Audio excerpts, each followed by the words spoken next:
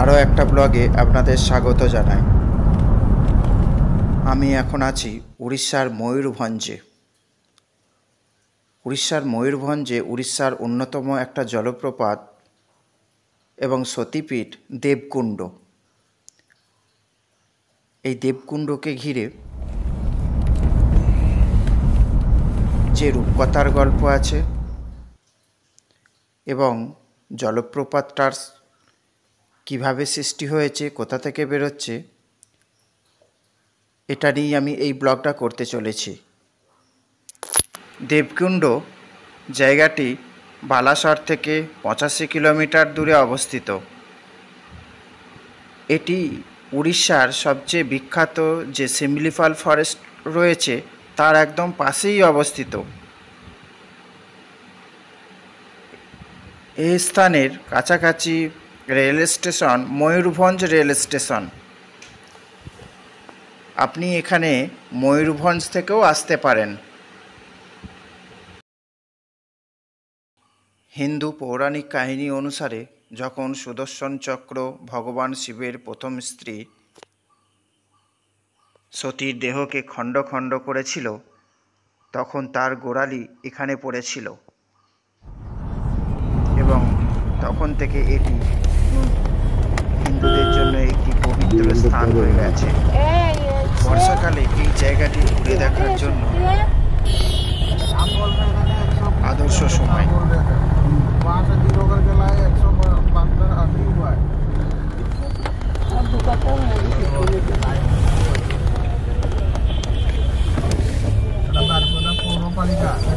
और divisional forest office अधिकारी कार्यालय डिविजनल फॉरेस्ट ऑफिस ସେଇଠି ବାପଟେ ଜଣେ ଏଟା ଅଛି ସାଇଡ୍ ମ୍ୟୁନିସିପାଲିଟି ରୋଡ୍ ତମର କିଛି ଇଏ ଗୋଟେ ଷ୍ଟ୍ରାଇକ୍ ବଟନ୍ ରେ ଦେଖିକି ଏଠି କିଛି ଫାଇନ୍ ନାହିଁ ତ?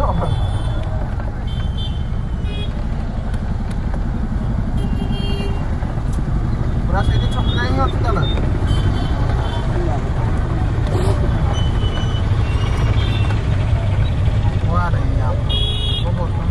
इधर ही आएगा। ये बस स्टैंड है, ये इधर हम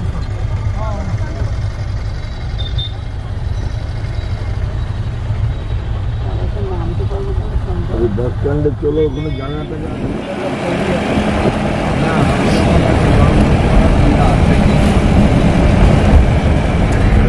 ये नदी का नाम क्या है? बूढ़ा बोलो, जो जंगल शिमलीपाल जंगल से निकला है बरई पानी, वही जंगल का बरई पानी ये वाला है।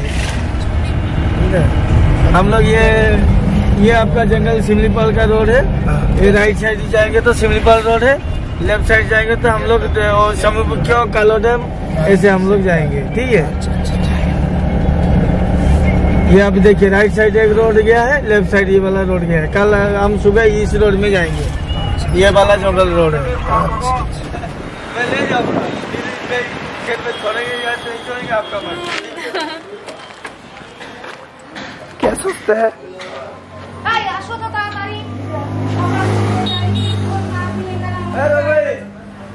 जल्दी कर देना,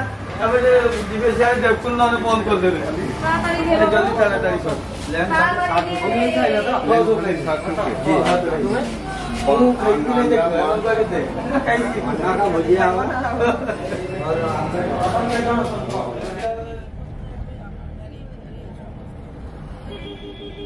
সকলের কাছে আমার অনুরোধ, এই জায়গাটিতে এসে আপনারা নোংরা ময়লা ফেলবেন না। এই জায়গাটি হিন্দুদের জন্য একটি ভক্তিমূলক স্থান এবং কুণ্ডের ঠিক পাশেই পাহাড়ের চূড়ায় অবস্থিত একটি মন্দিরে যাওয়ার সিঁড়ি আছে। বর্ষাকালে জায়গাটি অত্যন্ত সুন্দর এবং স্নান নিষিদ্ধ। এটা ডিভিশনাল অফিসের গাড়ি পার্কিংয়ের এরিয়া। প্রাইভেট কারগুলোকে এখানে এসেই পার্কিং করতে হবে। हाँ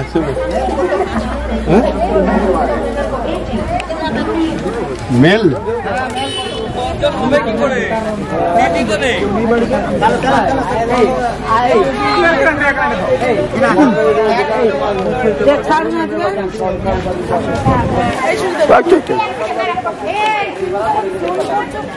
ওইটা জানা এই জায়গাটা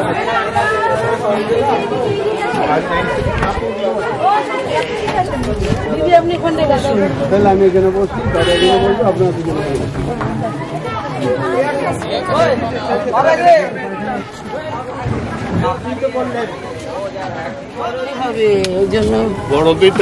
কোথায় যাবেন? আমরা এখন দেবকুণ্ড দেখি। কেন বড় গাড়ি পাননি? না, বড় গাড়ির জন্য এখন 45 মিনিটস দাঁড়াতে হবে যদি বড় গাড়িতে তুমি যেতে চাও। তাই আমরা ছোট গাড়ি করে নিলাম, টাইমটা ওয়েস্ট হবে না। তারপরে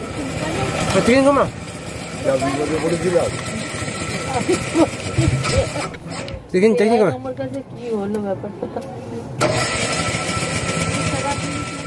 দেবকুণ্ড ইন্টারপ্রিটেশন সেন্টারে পার হেড টিকিট কেটে আপনাকে ওদেরই অ্যালোটেড গাড়িতে 5 কিলোমিটার দূরে দেবকুণ্ড পাহাড়ে আপনাকে যেতে হবে।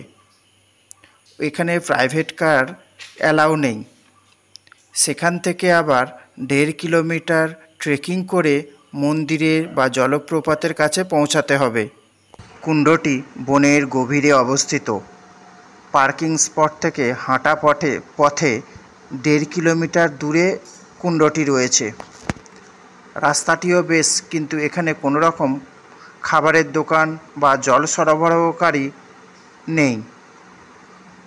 নিজের কাছে শুকনো খাবার এবং জলের বোতল রাখতেই হবে।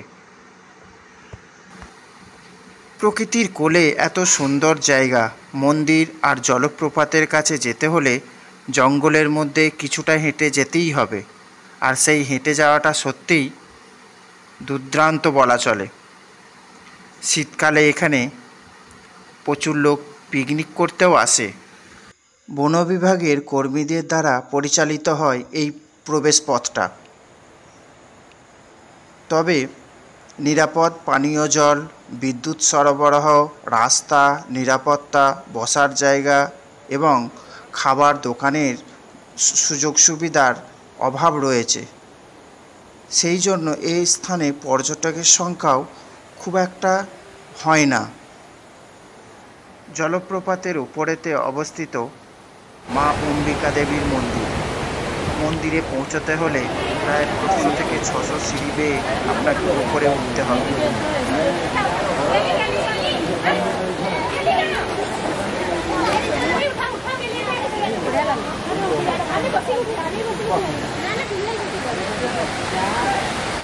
দেবকুণ্ডকে বলা হয় উড়িষ্যার জলপ্রপাতের স্বর্গ। হিন্দি এবং উড়িয়া ভাষায় এই শব্দের অর্থ হল দেবদেবীর স্নানস্থল। এটি উড়িষ্যা রাজ্যের ময়ূরভঞ্জ জেলার বালাসরে অবস্থিত। এই সুন্দর জলপ্রপাতটি বর্ষাকাল এবং শীতকালে খুবই আনন্দদায়ক জায়গা। প্রতিদিন হাজার হাজার মানুষ আসেন এখানে। কথিত আছে যে অতীতে দেবকুণ্ডের জলে দেবদেবীরা স্নান করতেন। দেবদেবীরা স্নান করতেন বলে এই জায়গাটির নাম হয়েছে দেবকুণ্ড। এই দেবকুণ্ডের ওপরেই রয়েছে মা অম্বিকা দেবীর মন্দির। এটি একটি বিখ্যাত সতীপীঠ। হিন্দু পৌরাণিক কাহিনী অনুসারে যখন সুদর্শন চক্র ভগবান শিবের প্রথম স্ত্রী সতীর দেহকে খণ্ড খণ্ড করেছিল, তখন তার বাম গোড়ালি এই জায়গায় পড়েছিল।